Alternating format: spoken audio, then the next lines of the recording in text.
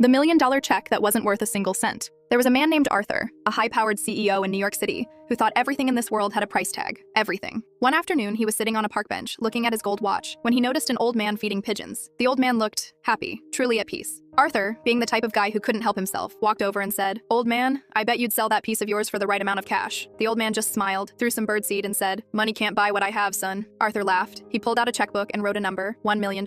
He held it out and said, "I'll give you this right now, but there's a catch. You have to give me your dog, that scruffy little mutt sitting at your feet." The dog was a rescue, half blind, and missing a patch of fur. The old man looked at the check. Then he looked at the dog, who was wagging his tail, looking up with total, unconditional love. The old man took the check, and slowly, he ripped it into tiny white pieces. Arthur was stunned. He shouted, "Are you crazy? That's $1 million.